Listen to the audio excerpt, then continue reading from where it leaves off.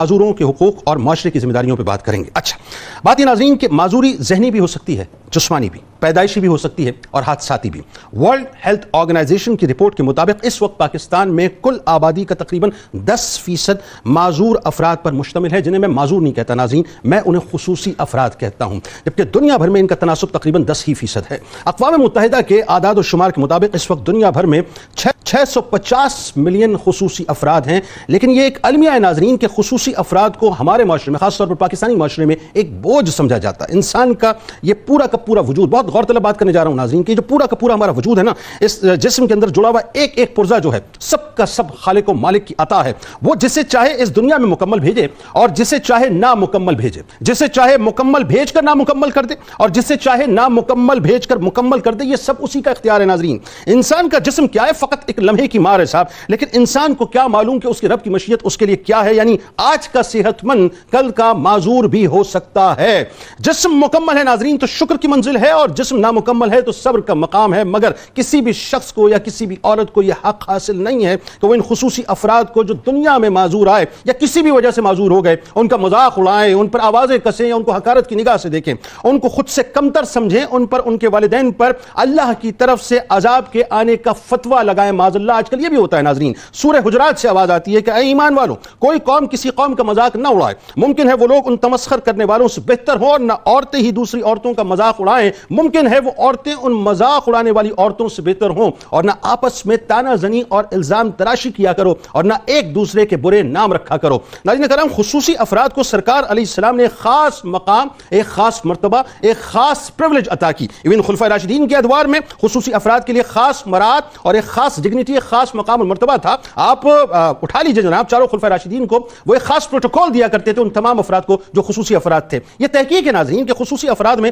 صلاحیتیں اور ان میں ملک و ملت کی خدمت کے لیے کچھ کرنے کا جذبہ نارمل انسانوں سے کہیں زیادہ دکھائی دیتا ہے۔ یہ نظروں ہی نظروں میں ہم سے دراصل یہ تقاضا کرتے ہیں کہ خدارا ان پر ترس کھا کر انہیں نظر انداز نہ کیا جائے، بلکہ انہیں مایوسیوں کے جو ہے دلدل کے اندر میں نہ دھکیلا جائے، بلکہ ان کو استعمال کیا جائے اور ان کو معذوری کے سبب دوسرے انسانوں سے کمزور بھی اور کمتر بھی نہ سمجھا جائے، بلکہ ان کو خصوصی حیثیت دے کے ان کی صلاحیتوں کو چینلائز کیا جائے۔ میں اسٹیفن ہاکنگ کی یا مغرب کی بات نہیں کرتا ناظرین، میں تو آج صرف آپ سے پاکستان کی بات کرنے والا ہوں۔ مجھے تو یہ معلوم ہے کہ میرے پاکستان میں ایک عام کار میکینک سے لے کے، کئی مثالیں موجود ہیں، ایک عام کار میکینک سے لے کر پاکستانی نژاد سعودی بزنس مین امجد صدیقی تک خصوصی افراد میں بڑا پوٹینشل موجود ہے صاحب، بڑی صلاحیتیں موجود ہیں۔ یعنی آپ کھیل کے میدانوں سے لے کے آئی ٹی کے میدانوں تک اٹھا لیجئے، آپ کو بے انتہا پوٹینشل ملے گا۔ افسوس اس بات پہ ہوتا ہے ناظرین کہ آج خصوصی افراد کے لیے مساجد میں، اسکولز، کالجز، سرکاری اور نجی دفاتر میں، پبلک ٹرانسپورٹ میں، شاپنگ سینٹرز میں، ایئرپورٹ میں، ریلوے اسٹیشنز پر، ہسپتالوں میں، حتیٰ کہ بیت الخلا بھی ان کے لیے اس انداز سے نہیں بنائے گئے کہ ان کی رسائی آسانی سے ہو سکے۔ یہاں تک کہ ناظرین خصوصی افراد کو ووٹ ڈالنے میں بھی دشواری محسوس ہوتی ہے۔ عمارتوں کے انفراسٹرکچر میں خصوصی افراد کے لیے ریلنگ اور ریمپ تک نہیں بنائے جاتے، جس کی وجہ سے جگہ جگہ ان افراد کو اذیت کا احساس ہوتا ہے اور ان کی اکثریت گھروں تک محدود ہو جایا کرتی ہے۔ لہذا خصوصی افراد کے احساس محرومی کا خاتمہ کرنے اور ان کی بحالی کے لیے، بلکہ ان کو معاشرے کا ایک فعال فرد بنا رہے اور ان کو معاشرے کی چین میں ایک بھرپور حصہ دینے کے لیے حکومت کو ایک پرفیکٹ میکانزم بنانا ہوگا۔ خصوصی افراد نے دنیا کے ہر شعبے میں اپنا لوہا منوایا ہے، انہوں نے اپنی محنت اور لگن سے معذوری کو شکست دے کر معاشرے میں اپنا مقام بنایا ہے اور اپنی صلاحیتوں کو یہ ثابت کیا ہے کہ اگر جسم معذور ہو بھی گیا ہے تو کوئی بات نہیں ہے، انسان کی سوچ کو معذور نہیں ہونا چاہیے۔ لہذا ناظرین آج بنیادی طور پر اپنے ارد گرد جتنے بھی خصوصی افراد ہیں ان کو خراج تحسین پیش کریں اور ان کو معاشرے کا ایک فعال کردار بنائیں۔ آغاز کرتے ہیں، 3 شخصیات ہمارے ساتھ موجود ہیں جو یقیناً کسی تعارف نہیں ہے۔ پہلی شخصیت ممتاز عالم دین جناب مفتی ارشاد حسین سعیدی صاحب، دوسری شخصیت ممتاز عالم دین جناب علامہ اکرام حسین القادری صاحب، اور تیسری شخصیت پہلی مرتبہ میرے شو میں تشریف لائیں، دل کی گہرائیوں سے ان کو میں اپنی جانب سے 92 نیوز کی جانب سے خوش آمدید کہتا ہوں، ممتاز عالم دین جناب علامہ حافظ اویس احمد صاحب۔ تینوں آپ کو السلام علیکم، خوش آمدید۔ آغاز کرتے ہیں مفتی صاحب آپ سے۔ پہلا سوال انتہائی چپتا ہوا بھی ہے اور ایک درد بھرا سوال بھی ہے، اور یہ معاشرے کی ایک تلخ حقیقت بھی یوں کہیے کہ بلکہ ایک مسخ شدہ تصویر ہے۔ آج کل کسی کے اگر کوئی معذور بچہ، اسپیشل بچہ، میں اسپیشل بچے کہتا ہوں، خصوصی بچے کہتا ہوں، خصوصی بچہ اگر پیدا ہو جائے، اچھا اب کسی بھی وجہ سے وہ آگے جا کر خدا نخواستہ، یا تو اگر صحیح و سالم پیدا ہوا، آگے جا کر خدا نخواستہ وہ اسپیشل ہو گیا، معذور ہو گیا، یا کسی حادثے کے نتیجے میں یا بیماری کے نتیجے میں، تو نارملی ہمارے یہاں لوگ ہوتے ہیں ایک دم فتویٰ لگا دیتے ہیں کہ معاذ اللہ ثم معاذ اللہ، یہ اللہ کی طرف سے عذاب ہے۔ کیا یہ عذاب ہے؟ آغاز کیجیے یہاں سے۔ بسم اللہ الرحمن الرحیم۔ دیکھیے ہرگز ایسا نہیں ہے، اگر کوئی شخص زبان میں اتنا بے احتیاط ہے، غیر محتاط ہے کہ وہ دیکھتے ہی یوں کہہ اٹھتا ہے کہ بھی یہ اللہ کا عذاب ہے، تو میں تو یہ کہوں گا کہ وہ اپنے شعور کے اندر معذور ہے، وہ اپنی سوچ کے اندر معذور ہے، وہ اپنے علم فہم اور فراست کے اندر معذور ہے کہ وہ ایسی بات کر رہا ہے. دیکھیے جہاں تک تکلیفیں، محرومیاں، اذیتیں، پریشانیاں، اگر ہم انالائز کر لیں تو اللہ رب العزت کا نظام اس معاملے میں بہت انوکھا ہے، بہت عجیب ہے، اور وہ انسان کی سمجھ سے بالا تر ہے. اللہ رب العزت یہ جو تکلیفیں، مصیبتیں، محرومیاں ہیں، یہ کبھی سزا کے طور پر ہوتی ہیں اور کبھی امتحان کے طور پر ہوتی ہیں. اچھا، اب یہ کہاں سزا ہے اور کہاں امتحان ہے، یہ بتائیے فرق. اس کی چند نشانیاں تو ہم جان سکتے ہیں. قطعی فیصلہ ہم نہیں کر سکتے، یعنی فتویٰ نہیں لگانا چاہیے، فتویٰ نہیں لگا سکتے، قطعی طور پر فیصلہ نہیں کر سکتے کہ یہ جو تکلیف اور محرومی ہے یہاں عذاب ہے، سزا ہے یا امتحان ہے. لیکن یہ سمجھائیں اب اس میں اس کو یوں دیکھتا ہوں. دیکھیے سمجھنے کے لیے یہ ہے کہ اگر کسی جگہ پر کہیں کوئی محرومی ہے، تکلیف ہے اور مصیبت ہے، پریشانی ہے، دکھ ہے، بیماری ہے، ذہنی معذوری ہے، جسمانی معذوری ہے، پیدائشی ہے یا حادثاتی ہے، اگر کہیں کوئی ایسی چیز موجود ہے، اس نے اگر انسان کو اللہ کے قریب کر دیا ہے تو یہ اس کے لیے نعمت ہے، یہ اس کے لیے آزمائش ہے، یہ امتحان ہے. یہ وہ امتحان ہے جس میں کوئی شریک ہو کر جن تکلیفوں سے گزر کر کوئی درجے پاتا ہے، جس کے مراتب میں اضافہ ہوتا ہے، اس کے مقامات میں اضافہ ہوتا ہے. اور اگر کسی تکلیف نے انسان کو رب سے دور کر دیا ہے، اللہ سے دور کر دیا ہے، ایمان سے دور کر دیا ہے، وہ یقیناً سزا ہے. اچھا، میرا خیال ہے اگر میں غلط نہیں تو مولا کائنات کے قول ہے جس کا مفہوم یہ ہے کہ ان سے پوچھا گیا کہ آزمائش میں اور عذاب میں فرق ہے، فرمایا جو تکلیف تمہیں اللہ سے قریب کر دے وہ آزمائش ہے اور جو دور کر دے وہ عذاب ہے. جی ایسے ہی ہے. تو لہٰذا ایک تو یہ اس میں فرق ہے تکلیف کا. اب اللہ رب العزت کی رحمت کی مختلف صورتوں میں سے ایک صورت تکلیف بھی ہے. اگر انسان کو کبھی کوئی تکلیف نہ ہوتی تو انسان کے دل میں رقت کہاں سے پیدا ہوتی؟ وہ اللہ رب العزت کی نعمتوں کا شکر کیسے بجا لاتا؟ لہٰذا جہاں عطا اس کی رحمت کا اظہار ہے وہاں محرومی بھی اس کی رحمت کا اظہار ہوتی ہے. جہاں صحت اس کی رحمت کا اظہار ہے وہاں تکلیف اور بیماری بھی اس کی رحمت کا اظہار ہوتی ہے. اور پھر اس میں ایک اور اینگل ہے اس کو دیکھنے سمجھنے کے لیے. یہ نظام کائنات ہے، نظام قدرت ہے. اللہ رب العزت نے اسے اسباب کے تحت رکھا ہے. لہٰذا دنیا کے اندر جتنی چیزیں اللہ نے پیدا فرمائیں، جتنی اشیاء پیدا فرمائیں، ہر شے کی ایک تاثیر ہے. وہ تاثیر اور امپیکٹ اس کا ظاہر ہوگا اور اسباب کے تحت ظاہر ہوگا. اور اگر چیزیں اپنے اثر کو ظاہر نہ کریں تو یہ بھی نظام قدرت کے خلاف ہے. اب انسان پیدائشی طور پر اگر معذور پیدا ہوا تو اس کے پیچھے جینز کی کوئی وجہ ہے. آج میڈیکل سائنس نے بہت ساری چیزوں کو ہمارے سامنے واضح کر دیا ہے، عیاں کر دیا ہے کہ اس کے کتنے اسباب ہوتے ہیں. اب اسباب کی دنیا میں رہتے ہوئے اگر انسان اسے ڈائریکٹلی عذاب کے ساتھ ہی جوڑ لے تو میں سمجھتا ہوں کہ یہ ناانصافی بھی ہے اور خود اس کا اللہ رب العزت کے نظام قدرت سے ناواقفیت کی دلیل اور بنیاد.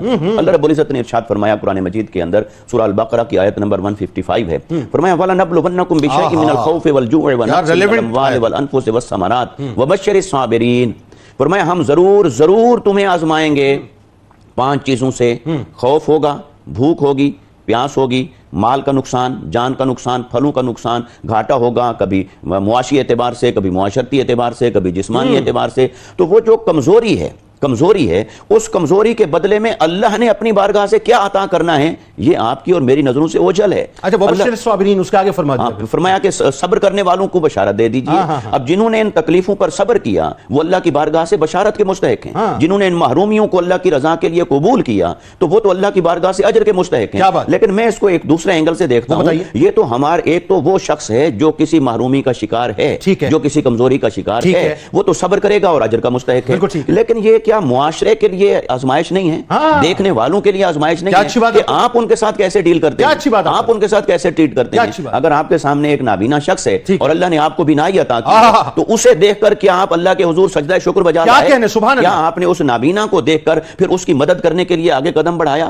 ایسے جسمانی یا اسے عذاب کا مستحق قرار دے دیا، اسے عذاب کا مستحق قرار دے دیا اور تان و تشنیع کر کے تو آپ آگے گزر گئے. تو آپ نے خود ان نعمتوں کی ناقدری کر دی جو اللہ نے آپ کو نواز رکھا ہے. لہٰذا خود انسان کے لیے، معاشرے کے لیے وہ چیزیں آزمائش ہوتی ہیں، امتحان ہوتا ہے. جیسے قرآن مجید نے کہا، کفار کی ایک طرز کو بیان کیا کہ جب وہ کسی غریب اور محتاج کو دیکھتے تو کہتے ہم اس پر مال خرچ کیوں کریں، اگر اللہ چاہتا تو اس کو اپنے خزانے سے دیتا. اللہ نے فرمایا میں نے تمہارے لیے آزمائش بنایا ہے، میرے پاس تو کمی نہیں ہے کسی شے کی، میں تو جسے جتنا عطا کرنا چاہوں میری بارگاہ میں کوئی حد نہیں.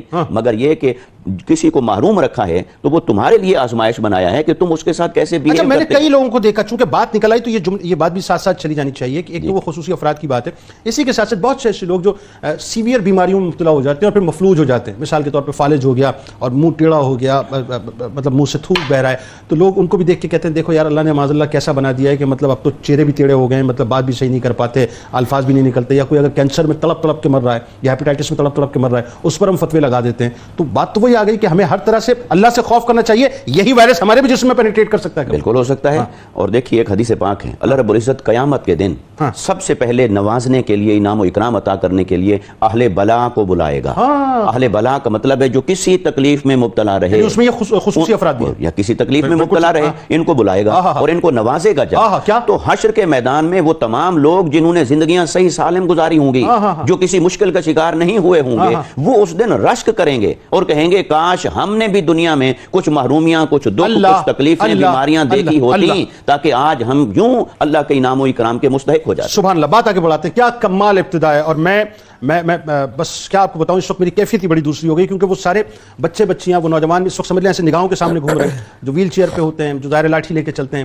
اللہ تعالیٰ سب کو جو ہے وہ اپنی والدین کی آنکھوں کی ٹھنڈک بنائے. اللہ سب بات کو آگے بڑھا. خصوصی افراد بھی ظاہر یہ اللہ کی خلق ہے نا, اللہ کا کنبہ ہے. اللہ تبارک و تعالیٰ نے ان کو بھی اپنا کنبہ فرمایا ہے. مطلب ان کے لیے قرآن و حدیث میں کیا تعلیمات ملتی ہیں وہ ذرا بتائیے لوگوں کو آج. بسم اللہ الرحمن الرحیم. دیکھیے جنید بھائی, ہم جب مذاہب عالم کا مطالعہ کرتے ہیں اور ایک طاہرانہ نگاہ اور نظر ڈالتے ہیں تو جملہ مذاہب میں کہیں نہ کہیں ان محرومین, ان سائلین, ان مستضعفین افراد کے حوالے سے کوئی نہ کوئی احکامات ہمیں ضرور ملتے ہیں. درست. اگر اللہ رب العزت کی جانب سے جو احکامات اور ہدایات آسمان سے امتوں کو عطا کیے گئے, اس میں ایک بہت بڑی مثال ہمیں جناب عیسیٰ روح اللہ علیہ نبینا علیہ الصلوۃ والسلام کی ملتی ہے. سبحان اللہ. دیکھیے معجزات نبوت پر دلیل ہوا کرتے ہیں. واہ. اور یہ معذور افراد یا کمزور افراد رب ذوالجلال کی بارگاہ میں اتنے مقبول ہیں اور اتنے محبوب ہیں کہ وہ جناب عیسیٰ روح اللہ جو بن کر آ رہے ہیں, وہ اپنی نبوت پر دلیل کے طور پر جو معجزہ لے کر آ رہے ہیں, ان کا خاص تعلق اس کمفرٹ اور اس انٹرٹین کے ساتھ ہے کہ جو معذور افراد کو دینا ہے. یعنی کوئی پیدائشی اگر نابینا شخص ہے تو اسے وہ بینائی عطا کر کے اپنی نبوت پر دلیل بھی دے رہے ہیں اور ساتھ ساتھ انہیں اس اذیت کے اس معاملے سے رفع اور دور کرتے ہوئے بھی نظر آ رہا ہے. کوڑ کے مرض میں اگر کوئی شخص مبتلا ہے, پوری دنیا اسے دھتکار رہی ہے, اپنے پاس بٹھاتی نہیں ہے, ان کے برتن جدا کر رہی ہے, انہیں اپنے ساتھ کھلاتی نہیں ہے. یہ اللہ کے نبی ہیں, جناب عیسیٰ ہے, روح اللہ ہے,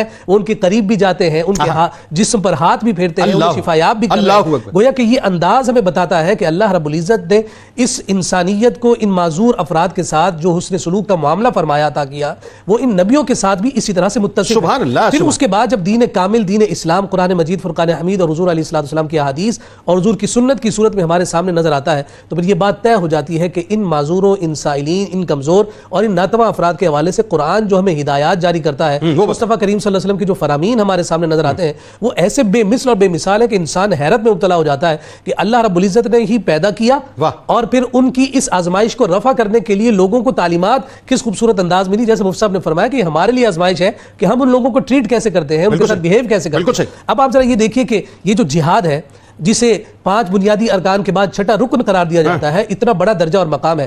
کائنات کے تاجدار صلی اللہ علیہ وسلم نے جہاں انہیں ریلیف دیتے ہوئے فرمایا کہ تمہیں یہ رعایت دی جاتی ہے کہ تم جہاد کے میدان میں شریک نہ ہو, کیونکہ تم اپنے آپ کو بھی دشمن کے حملے سے نہیں بچا سکتے. لیکن دوسری سمت آپ یہ دیکھیے, حضور علیہ الصلوۃ والسلام ارشاد فرما رہے ہیں کہ اگر کوئی شخص تمہارے سامنے معذور مقابلے کے لیے آ جائے تو اس پر بھی تلوار مت اٹھاؤ.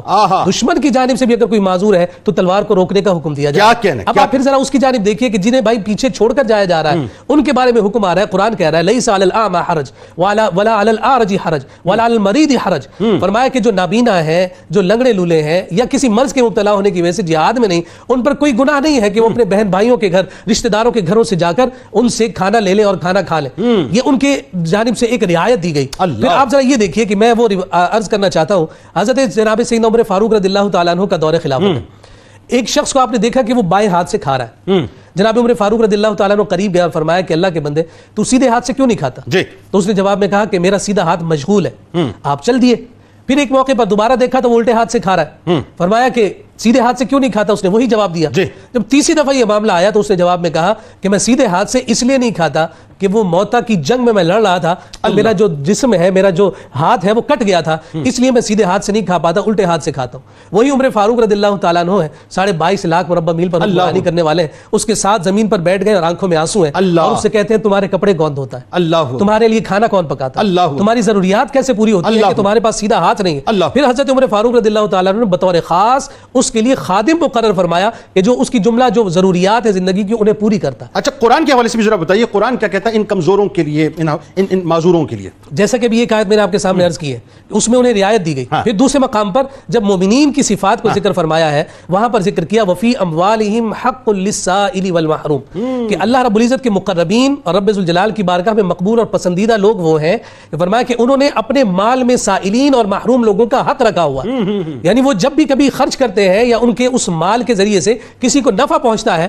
تو وہ سائلین اور جو اس طرح کے خصوصی افراد ہیں ان کی خاص رعایت کرتے ہیں، ان کی فیسیلیٹیشن کے لیے ان کے پاس الگ سے مال موجود ہے۔ فرمایا کہ یہ مال ان کے درجات کی بلندی کا ذریعہ بنتا ہے، اور یہ صفت مومنین کی صفات ذکر کی جا رہی ہیں۔ اور اگر کوئی ایسا صحابی کہ جو اس اعتبار سے کمزور بھی ہے کہ وہ لڑ نہیں پاتا ہے اور اس کے بیٹے اگر منع بھی کرتے ہیں تو آقا کائنات صلی اللہ علیہ وسلم جناب عمر بن جموح رضی اللہ تعالیٰ عنہ کی صورت میں انہیں منع بھی فرما رہے ہیں کہ تم پر جہاد کے حوالے سے تکلف نہیں ہے، تمہیں رعایت دی گئی ہے، مبارک ٹانگ نہیں تھی آپ کی۔ جی، یہ پوری جو تفصیل ہمیں ہمارے سامنے نظر آتی ہے، یہ ایک ایسا واضح پیٹرن ہمیں اس شریعت مطالعہ کا نظر آتا ہے کہ یہ معذور افراد، یقیناً آپ کی بات درست ہے کہ یہ خصوصی افراد ہیں اور شاید انہی کی برکت سے اللہ رب العزت جو ہے صحیح سلامت لوگوں کو برکت عطا فرمائے۔ اچھا، آپ دیکھیے گا کئی جگہوں پہ آپ نے دیکھا ہوگا ایک خاص شکل کے، ہم تو ویسے ان کو منگول بیبیز کہتے ہیں، وہ ایک خاص شکل کے ہوتے ہیں، وہ مخصوص ہوتے ہیں، وہ ایک ہی شکل کے آپ کو نظر آئیں گے، وہ کئی گھروں کے اندر موجود ہوتے ہیں، مطلب چاہے وہ دبلے ہوں یا موٹے ہوں، لیکن شکل جو خد و خال ہوتا ہے وہ ایک ہی ہوتا ہے۔ میں نے عموماً لوگوں کو دیکھا ہے کہ جن گھروں میں وہ ہوتے ہیں ان گھروں میں بڑی برکتیں ہوتی ہیں اور لوگ ان کی خدمت بھی بہت کرتے ہیں، دعائیں بھی بہت لیتے ہیں، تو وہ ایک مخصوص چہرہ ان کا ہوتا ہے اگر آپ لوگوں کے ذہن میں آ رہا ہو۔ اچھا، بات تھوڑا سا آگے بڑھاتے ہیں۔ سرکار علیہ السلام نے خصوصی افراد کی، اچھا چونکہ میرے سرکار تو ملجا و ماوا ہیں پوری کائنات کے، کائنات کی ساری مخلوقات جو آپ ہی کی بارگاہ میں آتی ہیں اور آپ ہی ان کی دلجوئی فرماتے ہیں، تو جو خصوصی افراد ہیں ان کی کیسے دلجوئی فرمائی، ایک بات۔ دوسرا، جو مقام اور مرتبہ سرکار علیہ السلام نے ان کو عطا فرمایا، اس کے بارے میں ذرا بتائیے۔ بالکل بڑا اہم موضوع ہے، اور دیکھیں کہ آپ صلی اللہ علیہ وسلم رحمۃ للعالمین ہیں، ماجا و ملوا ہیں، آپ نے ملجا و ماوا ہیں، آپ نے بہت اچھی بات کہی۔ آپ یہ دیکھیں کہ رسول اللہ صلی اللہ علیہ وسلم کی رحمت کا تقاضا بھی یہی ہے کہ جیسے جیسے جس کو رحمت کی زیادہ ضرورت ہے، حضور صلی اللہ علیہ وسلم کی رحمت اس کے لیے اور وسیع ہوتی چلی جائے۔ اللہ اکبر۔ جس جس کی ضرورت زیادہ ہے تو پھر مصطفیٰ کی رحمت بھی زیادہ۔ اللہ اکبر۔ تو ایسے خصوصی افراد کے لیے آپ صلی اللہ علیہ وسلم نے ہمیشہ اپنے کردار سے، سیرت سے، عمل سے ایسی مثالیں قائم فرمائی ہیں کہ ایسے افراد جو خصوصی افراد ہیں ان کی محبت امت کے دل میں بیٹھتی چلی گئی ہے۔ حضرت عبداللہ ابن مسعود رضی اللہ تعالیٰ عنہ جو تھے وہ پتلی پنڈلیوں والے تھے، تو ایک دفعہ پیلو کے درخت پہ چڑھے تو کوئی دیکھ کے ان کی پنڈلیوں کو ہنسنے لگا۔ آپ صلی اللہ علیہ وسلم نے فرمایا تم ہنسے کیوں؟ کہا کہ میں ان کی پتلی پنڈلیاں دیکھ کے ہنس رہا ہوں۔ حضور علیہ السلام کہنے لگے ان کی جسمانی ساخت پہ نہ جاؤ، اگر یہ میزان اعمال میں تولی گئی نا تو احد پہاڑ سے زیادہ وزنی ہوگی۔ اللہ اکبر، اللہ اکبر۔ کسی کی جسمانی ساخت کو آپ اس طرح تمسخر کے انداز میں بیان نہ کریں۔ حضور اس کی سخت تنبیہ فرمایا کرتے تھے، اور ان کی دیکھیں فضیلت بیان فرمائی، ان کی دل جوئی کی کہ تمہارا مقام اللہ کی بارگاہ میں کتنا زیادہ بلند ہے۔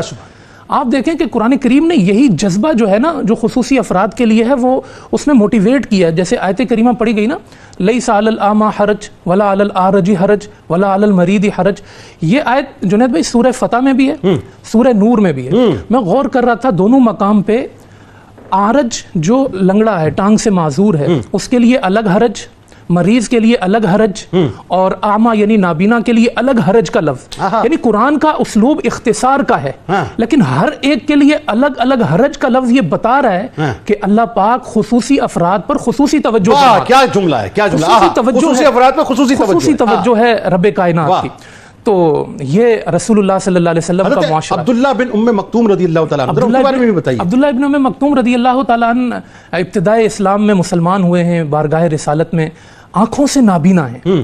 مدینہ میں آئے تو ان کا جذبہ، جیسے آپ نے کہا نا کہ ایسے لوگوں میں ایک خصوصی جذبہ ہوتا ہے، ان کے دل میں دین کا جذبہ، سیکھنے کا جذبہ، تو یہ صفہ کے طالب علم بھی تھے۔ اور میں ایک جملہ کہوں گا کہ اگر جاہلیت کے زمانے میں خصوصی افراد کی تعلیم اور نابینا افراد کی تعلیم کا کوئی معلم ہے، پہلا معلم، تو وہ بھی محمد عربی صلی اللہ علیہ وسلم۔ کیا اچھی بات آپ نے کی ہے، انہوں نے نابینا افراد کی تعلیم کے لیے یہ پہلا مرکز سمجھ سکتے ہیں آپ صفہ کو، انہوں نے تعلیم حاصل کی۔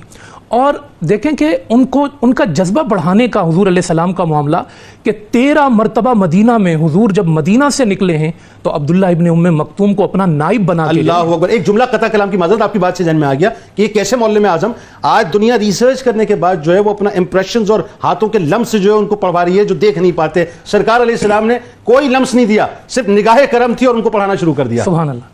تو 13 مرتبہ اپنا نائب بنایا اور آپ دیکھیں کہ حضرت عبداللہ ابن ام مکتوم یعنی امیر بنا کے گئے مدینہ منورہ میں، اپنا امیر بنا غزوہ احد کے موقع پہ خاص طور غزوہ احد کے موقع پہ خاص طور پہ. اور جنید بھائی ان کا خدا کے ہاں آپ مقام دیکھیں کہ جب یہ آیت اتری نا لا يستوي القاعدون من المؤمنین غیر اولی الضرر والمجاہدون فی سبیل اللہ، اللہ نے فرمایا کہ جو گھر بیٹھے ہوئے وہ اور میدان جہاد میں جو ہیں وہ آپس میں برابر نہیں ہو سکتے. اب گھر میں بیٹھنے والوں کے لیے یہ لمحہ فکریہ تھا. تو عبداللہ ابن ام مکتوم جو ہے نا وہ آگے کہنے لگے یا رسول اللہ ہم تو معذوری کی وجہ سے گھر میں بیٹھے ہوئے ہیں، ہمارا تو جی چاہتا ہے ہم بھی میدان میں اتر جائیں.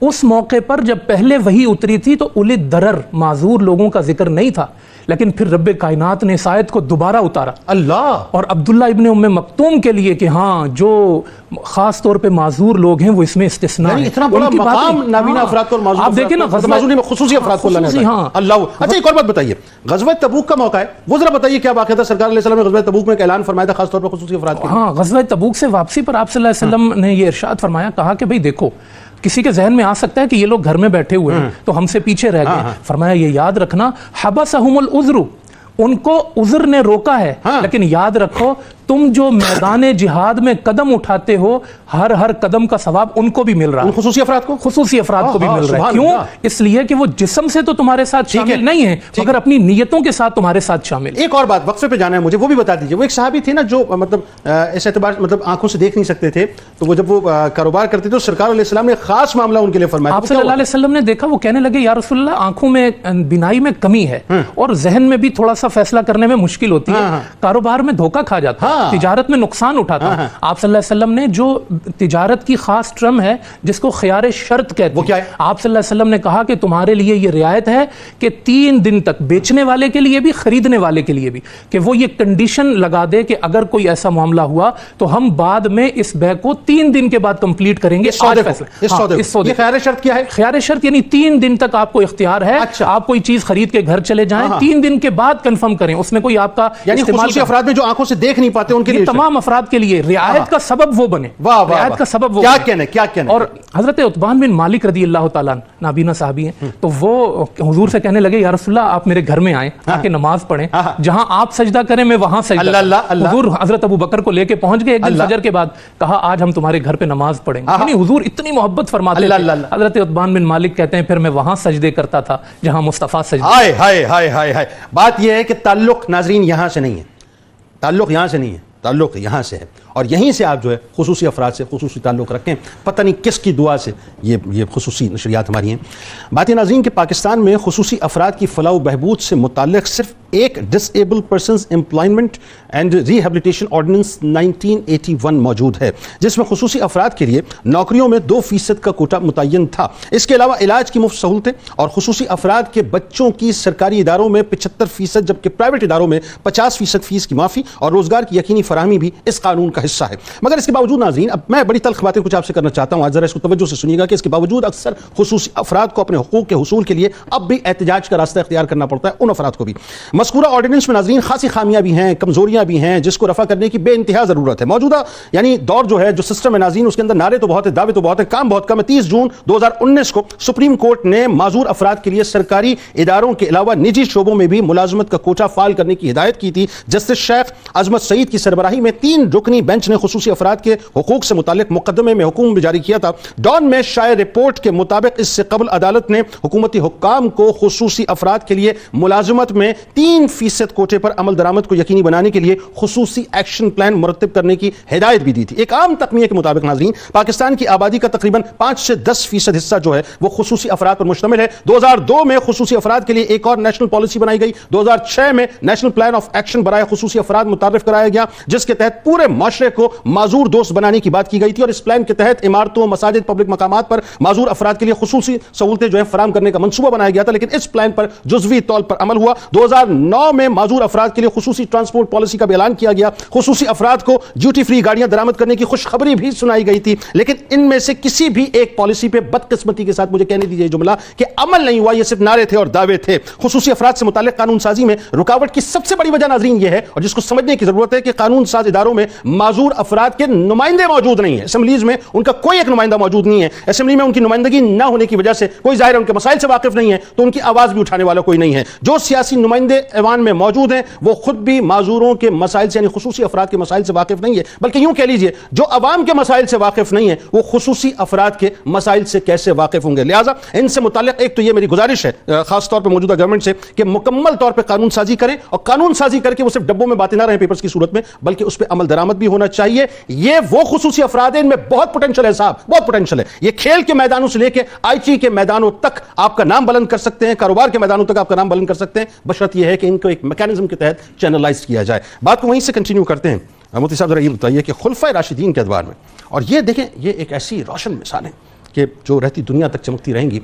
आज जाकर साहब 20वीं सदी में, मुझे तो हैरत होती है, लोग समझते नहीं है, यूएन की जनरल असेंबली जो है, मतलब आप इंसानी हुकूक की जो मतलब नुमाइंदा हैं, आज जाके जो है मतलब वो करारदादे पेश करते हैं, फिर उसके बाद जो एक दिन मखसूस करते हैं कि जी इस दिन जो है वो खुसूसी अफराद पर बात हो। 1450 बरस पहले कंडक्ट दे दिया था। खुलफाए राशिदीन के अदवार में खुसूसी अफराद का खास तौर पर जो रियासत ने ख्याल रखा, उनके साथ उसने सलूक रखा, अब चाहे वो मुस्लिम हो या गैर मुस्लिम, बताइए। देखिए, हमारी इसी गुफ्तगू के अंदर हमारे पैनल में मौजूद दोनों उलमाए किराम ने कुरान मजीद और सीरत नबी सल्लल्लाहु अलैहि वसल्लम के हवाले से इन खुसूसी अफराद के बारे में जो तालीमात आई हैं उसका ज़िक्र फरमाया। अब वो जो कुछ कुरान ने उतारा उसकी अमली तस्वीर सीरत मुहम्मदी सल्लल्लाहु अलैहि वसल्लम है, दुरुस्त, और जो कुछ फिर कुरान हदीस और आका अलैहिस्सलाम की सीरत में हमें दीन अता हुआ उसकी अमली शक्ल खिलाफत राशिदा के अंदर नजर आई। बिल्कुल। लिहाजा ये कैसे हो सकता था कि खिलाफत राशिदा जैसी रियासत, हुकूमत, और वो माजूरों के बारे में, नाबीनों के बारे में, कमज़ोरों के बारे में और खुसूसी अफराद के बारे में उन तालीमात को नज़रअंदाज कर दें जो अल्लाह और उसके रसूल सल्लल्लाहु अलैहि वसल्लम ने इतने एहतमाम के साथ इंसानियत तक पहुँचाई थी। बेशक। तो हमें नज़र आता है, हज़रत सिद्दीक़ अकबर रज़ियल्लाहु तआला अन्हु के ज़माना मुबारक को ले लें, आपके बारे में एक बहुत मारूफ वाक़या है, इसी से ही अंदाज़ा लगा लिया जाए कि आपका तर्ज हुक्मरानी क्या था। कि आप अपने ऑफिस जाने से पहले, जिम्मेदारियां और मनसब संभालने से पहले, यानी सुबह फजर के बाद, नमाज फजर के बाद आप यानी सूरज तुलू होने से पहले पहले जाते थे। एक बूढ़ी खातून रहती थी मदीने के इर्द गिर्द, और उनका घर था, उनका काम करने वाला कोई नहीं था, और कमजोर भी थी, बूढ़ी भी थी, और शायद बीनाई भी काम के तकाजे के पेश नजर। तो लिहाजा हजरत सिद्दीक़ अकबर रज़ियल्लाहु तआला अन्हु खलीफाए वक्त हैं, आप पहले वहां जाते हैं, उसके घर के कामकाज करते हैं, झाड़ू देते हैं, पानी भर के रखते हैं, उसके लिए एहतमाम करते हैं, और फिर आप अपने काम की तरफ जाते हैं, और खलीफाए वक्त हैं। और हज़रत उमर बिन ख़त्ताब रज़ियल्लाहु तआला अन्हु, अगरचे उन्होंने अभी तक ये जिम्मेदारी नहीं संभाली थी, मगर वो आका अलैहिस्सलाम की तरबियत का जो जौहर मौजूद था, वो भी इसी तरह तलाश में रहते कि किसी की मदद करें, खुसूसी अफराद की, कमजोरों की। तो जब आप वहां जाते देखते उसका काम कोई करके चला गया है, तो भी कौन करके चला गया? तो हजरत तजस्सुस था। तो हजरत सिद्दीक़ अकबर रज़ियल्लाहु तआला अन्हु का जिस दिन विसाल हुआ तो वो गए और देखा कि वो काम नहीं हुआ पड़ा था, तो वो समझे कि ये मुझसे पहले जो काम करके जाते थे वो खलीफा वक्त हजरत सिद्दीक़ अकबर रज़ियल्लाहु तआला अन्हु।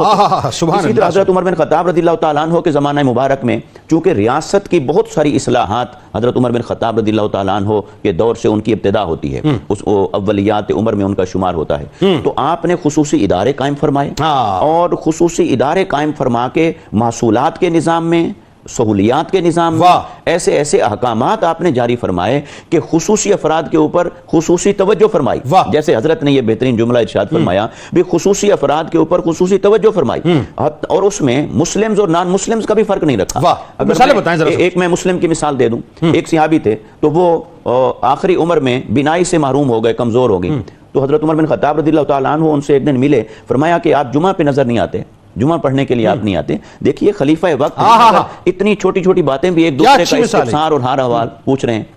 उन्होंने अर्ज की कि मुझे लाने वाला कोई नहीं, मैं आ नहीं सकता, इसलिए मैं माजूर हूं, तो इसलिए मैं जुमा के लिए नहीं आता। हजरत उमर बिन ख़त्ताब रज़ियल्लाहु तआला अन्हु ने स्पेशल एक फर्द को रियासत की तरफ से मुकर्रर फरमाया, जो जुमा के दिन उन्हें वहां से लेके आता था एहतमाम के साथ, और जुमा की अदायगी के बाद वापस पहुंचाता था। आज अगर हम वेलफेयर स्टेट के तौर पर देखते हैं यूरोप के अंदर, कि यूरोप के अंदर हम देखते हैं या जहां भी वेलफेयर स्टेट है वहां देखते हैं कि उन्होंने हुकूमत की सतह पर, यूनियन काउंसिल की सतह पर अफराद को मुतय्यन कर रखा होता है ऐसे अफराद की केयर करने के लिए। بالکل ایسا یہ جو دوسرے افراد کی کیئر کرنے کے لیے آپ نے نظام بنایا اچھا ہے، مگر اس کی ابتدا اسلام نے کی۔ اچھا سر، اس میں ایک اور بات بڑی کام، وہی میں ذرا سا اب چونکہ وقت کم ہو گیا ذرا سا پریسائزلی کہ آپ یہ دیکھیں ویسٹ کی آپ نے مثال دی، وہاں پر باقاعدہ ریمپس بنے ہوئے ہوتے ہیں الگ سے، جتنے ڈسیبل پرسنز ہیں ان کے لیے ریمپس بنے ہوئے ہوتے ہیں، وہ ایئرپورٹ، شاپنگ مالز، ان کے جو سینیگاگز ہیں، ان کے چرچز ہیں، ہر جگہ پہ آپ کو نظر آئیں گے۔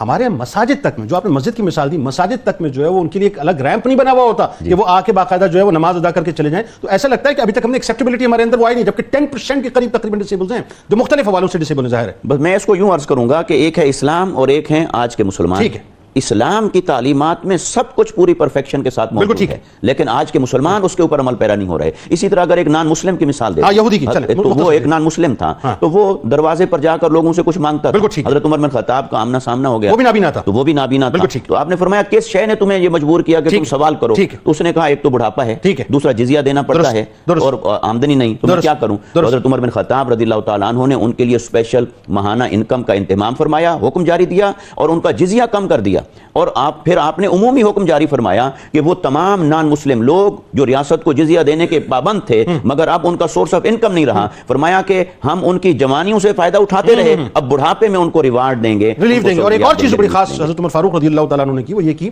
کہ بیت المال میں ایسے تمام خصوصی افراد کے لیے خصوصی حصہ تھا جو ان کے گھروں تک پہنچتا تھا بیت المال سے۔ اچھا، اس میں علامہ صاحب ایک بات خاص طور پہ خصوصی افراد کی، اب ظاہر دیکھیں بالکل یہ ریلیٹ ہو گئی بات۔ ایک دور وہ ہے کہ جہاں پر خصوصی افراد کا جو معاشی استحکام ہے اس کا بھی خیال کیا جا رہا ہے، ان کے معاشرتی اسٹیٹس کو بھی جو برقرار رکھا جا رہا ہے، ان کی مذہبی ضروریات کو بھی پورا کیا جا رہا ہے جو معاملات ہیں، اور پھر سیاسی حقوق بھی ان کو دیے جا رہے ہیں کہ اگر وہ مثال کے طور پر سیاسی موو میں کہیں انوالو اگر نہیں بھی ہیں تو ان کی نمائندگی کو باقاعدہ پیدا کیا جاتا ہے یا ظاہر کیا جاتا ہے۔ اچھا، خصوصی افراد کے معاشی، معاشرتی، مذہبی اور سیاسی حقوق آج کے دور میں افسوس ہوتا ہے کہ وہ آج بھی کھڑے ہو کے احتجاج کرتے ہیں، ڈیمانڈز کرتے ہیں، پیپرز میں تو ہمارے پاس سب موجود ہے کہ صاحب یہ ان کے لیے حقوق ہیں، امپلیمنٹیشنز اس کی موجود نہیں ہے۔ مفتی صاحب نے ایک جملہ کہا، میں اسی سے ہی استفادہ کرتے ہوئے اپنی بات کا آغاز کروں کہ ایک ہے اسلام کی تعلیمات اور دوسری طرف ہے آج کے مسلمان۔ اسلام کی تعلیمات تو کیٹیگوریکل اتنے احکامات عطا کرتی ہیں، اور جیسا کہ آپ نے کہا کہ پیپرز میں تمام چیزیں موجود ہیں اور کتاب ہدایت میں ساری چیزیں موجود ہیں، لیکن جو فقدان ہے وہ امپلیمنٹیشن کا ہے۔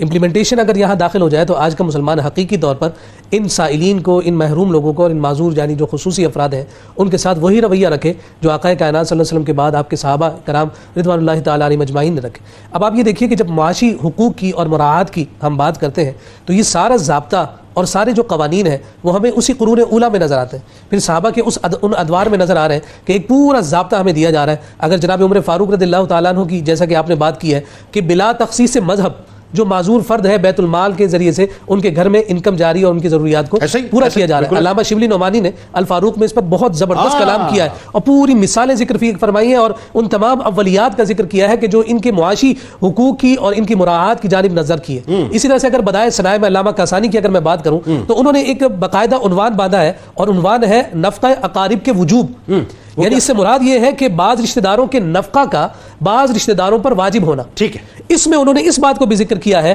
کہ خاندان کے کچھ مفلس رشتہ دار اپاہج و لاچار ہو یا معذور مفلوج ہو، مجنوں ہو یا اندھے پن کا شکار ہو، دست و پا بریدہ ہو یا شل زدہ ہو، تو فرمایا کہ ان کا نفقہ معہود ترتیب فقہی کے اعتبار سے دیگر جو سالم الاعضاء افراد ہیں ان پر واجب ہو جاتا ہے۔ یعنی اس کا مطلب یہ جو اقربا ہیں ان پہ واجب ہے کہ وہ خیال رکھیں۔ یعنی آپ یہ دیکھیے کہ اس کے وجوب کی جانب تک ہمارے فقہاء نے اشارہ فرمایا کہ خاندان اور رشتہ داروں میں اس معاشی ضروریات کو پورا کرنے کے لیے ساری ضروریات خاندان سے پوری ہو جانی چاہیے، یعنی ترس کھا کے نہیں دینا، اپنے اوپر واجب سمجھ کے، اپنے اوپر واجب سمجھ کر کرنا ہے۔ ہم اگر گورنمنٹ کو دیکھتے رہیں، اسٹیٹ کو دیکھتے رہیں، ذمہ داران کو دیکھتے رہیں، یہ ذمہ داری گھر کے افراد کی بھی تو بنتی ہے، رشتہ داروں کی بھی تو بنتی ہے۔ آپ اپنی ضرورت تو اپنی ذمہ داری تو پوری کریں، پھر اس کے بعد اسٹیٹ بھی آپ کے سامنے نظر آئے گی کہ ان کی بھی جو ضروریات ہے، لیکن ابتدا جو ہے اس اصلاحات کی گھر سے ہونی چاہیے۔ پھر اس کے بعد ذرا آپ دیکھیے کہ ہم جب معاشرتی اعتبار سے جب ان کی بات کرتے ہیں اور ان کے حقوق اور مراعات کی بات کرتے ہیں تو پہلے بھی یہ بات ذکر ہو چکی کہ نبی رحمت صلی اللہ علیہ وسلم کا دور ہے، آقا کائنات صلی اللہ علیہ وسلم کی مجلس میں اگر جناب صدیق اکبر رضی اللہ تعالیٰ عنہ بیٹھے ہوئے اکتساب فیض فرما رہے ہیں تو پھر اسی صف میں ہمیں جناب عبداللہ بن ام مکتوم رضی اللہ تعالیٰ عنہ بھی نظر آ رہا ہے۔ بالکل ٹھیک ہے، اسی صف میں ہمیں پھر وہ شخص بھی نظر آ رہا ہے کہ جسے مکہ المکرمہ میں جو ہے تپتی ہوئے ریت پر لٹایا جاتا ہے، جن کو سیافام کہا جاتا ہے، جن کی قیمت صدیق اکبر زیادہ ادا کر دے تو ان کو تارا دیا جاتا ہے۔ بلال حبشی رضی اللہ تعالیٰ عنہ کے معاشرتی حقوق کا پاس اتنا زیادہ رکھا ہے کہ ان کی دلجوئی کے لیے حضور علیہ السلام فرما رہے ہیں کہ تمہارا ایسا کون سا عمل ہے کہ میں دیکھتا ہوں کہ تمہارے قدموں کی آہٹ میں خود سے آگے جنت میں سن رہا ہوں۔ تو آپ مجھے ذرا یہ بتائیے کہ جب کعبۃ اللہ پر جب جناب بلال حبشی چڑھ کر اذان دے رہے ہوں گے تو ان کی تمام محرومیاں ختم کیوں نہ ہو جائیں. مذہبی حقوق اور ان کی مراعات کی اگر ہم بات کریں تو آپ یہ دیکھیں کہ سب سے پہلے تو جو بہت ساری عبادات ایسی ہیں کہ جن میں ہمیں جسمانی طور پر مشقت کرنی پڑتی ہے، لیکن جو جسمانی معذور ہے اسے رعایت دے دی گئی، اسے استثناء دے دیا گیا. اگر کوئی شخص مالدار ہے، مثال کے طور پر کوئی مالدار ہے مگر اپاہج ہے، کمزور ہے، لاغر ہے، تو اس کے لیے لیکن مالدار ہونے کی وجہ سے حج اس پر قائم ہو گئی، فرمایا حج بدل کر لو، وہ رعایت ریلیف دے دیا. اسی طرح سے دیکھیے کہ روزہ ہے، کمزور ہے، روزہ نہیں رکھ سکتا، فدیہ دے دو، تمہاری عبادت مکمل ہو گئی. بصارت سے محرومی ہے، لنگڑے پن کی وجہ سے اگر چلنے پھرنے سے معذور ہے تو انہی دونوں عذر کو لازمی قرار دے کر بہت سارے اصحاب ایسے ہیں جمعہ وغیرہ پھر ان کو یہ ساری چیزیں جو ہے یہ مراعات مل جاتی ہیں. سیاسی طور پر اور حربی حقوق اور مراعات کی جب ہم بات کرتے ہیں تو جیسا کہ آپ نے ذکر کیا کہ جناب وہ سارے کے سارے آواز اٹھانے کے لیے ہر جگہ پر ان کی نمائندگی موجود ہے. اگر معذور افراد حضور کے دور میں موجود ہیں تو ان کی ضروریات کو ڈسکس کرنے کے لیے ان کے نمائندے حضور کی مجلس اور شورا میں موجود ہیں. اور اسی کی آج حاجت ہے کہ کمزور کو بتانا نہ پڑے کہ معذور اور میری ضرورت کو پورا کیا جائے، بلکہ خود ان تک رسائی پہنچانا ہی یہ ذمہ داری ہے ہر فرد واحد کی اور ساتھ ساتھ اسٹیٹ. یہاں پہ ایک بات آ گئی، اب وہ بات بڑی امپورٹنٹ ہے علامہ صاحب، اور یہ میرا خیال ہے اس پروگرام کا کرکس ہوگا. جب ہم، اور ظاہر ہے میں بالکل نیتوں پہ شک کرنے والا نہیں ہوں، جب ہم یہ کہتے ہیں کہ ہمیں پاکستان کو ریاست مدینہ کا پرتاؤ بنانا ہے تو ریاست مدینہ کا پرتاؤ بنانے کے لیے ریاست مدینہ کی اس ہمیں گولڈن مثال کو، سنہری مثال کو سامنے رکھنا پڑے گا کہ جہاں پر خصوصی افراد کے لیے ان کو ایک خاص پریویلیج دی جاتی تھی، ایک خاص مقام دیا جاتا تھا، اور ان مثالوں کو آج شامل کرنا پڑے گا. یہ بھی ایک بہت امپورٹنٹ سیکٹر ہے کیونکہ بڑے باصلاحیت لوگ موجود ہیں. دیکھیے کئی مثالیں ہیں جہاں ان خصوصی افراد نے اپنی معذوری کو ایک طرف رکھا اور اپنی صلاحیتوں کا لوہا منوایا. میں نے ایک امجد صدیقی صاحب کی بات کی، ختم ہو چکے تھے صاحب، ایک طویل ان کا پورا واقعہ ہے، لیکن آج سعودیہ کے اندر وہ پاکستانی پرچم کو بلند کر رہے ہیں اور بہت مطلب ٹاپ کے بزنس مین ہیں. ٹھیک ہے جی. دوسرا اسٹیفن ہاکنگ سر، بلیک ہول میں آپ دیکھیے نا، وہ آدمی جو نہ بول سکتا ہے، نہ ہاتھوں کو ہلا سکتا ہے، نہ جسم، اشاروں سے کام کیا اور اشاروں سے اشارہ کر دیا بلیک ہول کی طرف. تو صلاحیتیں موجود ہیں دنیا بھر میں. موجودہ دور میں ہم خصوصی افراد کو معاشرے کا فعال حصہ کیسے بنا سکتے ہیں، یہ بتائیے. جی بالکل، آپ دیکھیں نا یہ مثالیں عہد صحابہ سے جاری ہیں. عبداللہ ابن ام مکتوم قادسیہ میں جا کے شہید ہوئے. عمر بن جبو گھر سے دعا کر کے نکلے، یا اللہ مجھے واپس گھر نہ لانا. جب میدان جہاد میں 4 بیٹے بھی موجود ہیں اور خود معذور ہیں، جا کے شہید ہوئے تو ان کی سواری گھر کی طرف نہیں آ رہی تھی. حضور علیہ السلام نے کہا کیوں بھائی، کیا کوئی واقعہ ہوا تھا؟ کہا یہ گھر سے دعا کر کے نکلے تھے، اب گھر واپس نہ آؤ. تو ڈائریکٹ میدان سے جو ہے وہ ان کو تدفین کے لیے لے جایا گیا. تو ان افراد نے اپنی معذوریوں کو نہیں دیکھا. آپ صلی اللہ علیہ وسلم نے انہیں معاشرے سے جوڑا ہے. آج ہمیں انہیں معاشرے سے جوڑنے کی ضرورت ہے. دیکھیں عبداللہ ابن ام مکتوم حضور سے کہنے لگے یا رسول اللہ میں گھر پہ نماز پڑھ لوں؟ حضور نے کہا تمہارے گھر میں اذان کی آواز آتی ہے؟ کہا جی آتی ہے. کہا تو پھر مسجد میں آگے نماز پڑھو. اس میں علماء لکھتے ہیں وجہ یہ تھی، حضور یہ بتانا چاہتے تھے کہ ان لوگوں کو آپ تنہائی کا شکار نہ کریں، ان کو گھر پہ نہ بٹھائیں، ان کو معاشرے کا حصہ بنائیں، یہ معاشرے میں شامل ہوں، معاشرے میں آ کر اپنا رول ادا کریں. یہی سہولیات کی بات ہوئی نا. ہماری مسجد میں الحمدللہ وہ ریمپ بنا ہوا ہے جس میں ویل چیئر جا سکتے. Very good. ایک بزرگ کہنے لگے آپ کی مسجد میں آ کے بڑا سکون ملتا ہے. میں نے کہا کیوں؟ کہا میری ویل چیئر آسانی سے چل جاتی ہے. یہ معاشرے میں ہمیں خود سہولیات دینی پڑیں گی. ہم لوگوں کو دھوکہ نہ دیں کہ بھائی یہ دیکھ نہیں سکتا تو فائدہ اٹھا لوں، چل نہیں سکتا تو فائدہ. حضور نے فرمایا جس نے اندھے کو غلط راستہ بتایا اس پر خدا کی لعنت. اللہ. آپ ان کی معذوریوں سے فائدہ نہیں اٹھا سکتے. آپ نے یہ کوشش کرنی ہے کہ آپ ان کو گھر میں، ان کو معاشرے میں آپ کیسے جو ہے وہ جوڑ سکتے ہیں. اچھا نوجوانوں میں خاص طور پہ جو خصوصی افراد ہیں بڑا پوٹینشل ہے، بچے بچیوں میں، اس پوٹینشل کو کیسے یوٹیلائز کریں، اور ہر شعبے میں موجود ہے ہمارے. جی ان کے آپ دیکھیں کہ ان کے جو معاملات، ان کی جو صلاحیتیں ہیں نا، ان پر ان کی حوصلہ افزائی اور پھر ان کی تحقیر نہ کریں. آپ ان کو مجلس میں وہ مقام دیں کہ جہاں وہ اپنی محرومی کو محسوس نہ کریں. صحابہ کرام جب میدان جہاد پہ نکلتے تھے نا تو اپنے گھر کی چابیاں خصوصی افراد کو دے کے جاتے تھے. کہتے تھے تم ہمارے گھروں کے مالک ہو، تمہیں کچھ کھانا ہو کچھ پینا ہو ہمارے گھر میں آ جاؤ. وہی جو قرآن نے کہا نا کہ انت کلوا من بیوتکم او بیوت آبائکم، قرآن نے کہا ان کو اپنے گھر تک رسائی دو، ان کو ان کی ضروریات کو خود پورا کرو. تو جب آپ ان کی احساس محرومی کو ختم کریں گے، آپ ان کو یہ محسوس کرائیں گے کہ تم صرف اپنی صلاحیت پہ فوکس کرو، اپنی معذوری پر نہ جاؤ، تو وہ معاشرے میں وہ کردار، آپ نے جیسے مثال دی کہ ایک شخص نہ دیکھ سکتا ہے نہ بول سکتا ہے اور دنیا اس کو کہتی ہے کہ یہ دنیا کا سب سے بڑا سائنسدان ہے اسٹیفن ہاکنگ. کیسے ہو گیا کہ جو نہ دیکھ سکے نہ بول سکے؟ یہ خدا کا ایک اظہار ہے زمانے میں کہ جو آپ دیکھ تو سکتا ہے، حرکت نہیں کر سکتا. حرکت نہیں کر سکتا. جی آپ اس شخص کے بارے میں دیکھیں کہ یہ خدا کا اظہار ہے کہ تم ان کو محتاج نہ سمجھو, خدا چاہے تو ویل چیئر پہ بیٹھے ہوئے شخص سے بھی وہ کام لے سکتا ہے جو زمانے میں چلنے پھرنے والے نہیں کر سکتے. تو کسی کی صلاحیتوں کو ڈی مورلائز کرنا یا ان کو ڈی ویلیو کرنا, یہ آج ہمیں معاشرے سے ختم کرنا ہوگا. ان کی تحقیر, ان کا رشتہ آ جائے, کوئی ایسے معاملات ہمارے معاشرے کے, ہم ان کو عملی طور پر عضو معطل بناتے ہیں معاشرے کا کہ نہیں بھئی یہ ایسا ہے, یہ تو نہیں چل سکے گا, یہ تو ہے. جب خلفائے راشدین بندے پرووائڈ کرتے ہیں کہ ہم آپ کو پورا ایک شخص دے رہے ہیں, وہ آپ کو لے کر آئے گا مسجد میں, وہ آپ کو آفس لے کر جائے گا, یہ جب عہد آج سے 1400 سال پہلے کے معاشرے, اور آج اگر معذور افراد لائنوں میں لگے ہوئے ہیں, کوئی پوچھنے والا نہیں ہے, تو کہاں وہ مثالیں اور کہاں آج کا معاشرہ. بالکل ٹھیک. بہت شکریہ آپ تینوں احباب کا تشریف لائے. آئی ہوپ جو ہمارے خصوصی افراد اس وقت ہمیں بچے اور بچیاں دیکھ رہے ہیں ان کی دل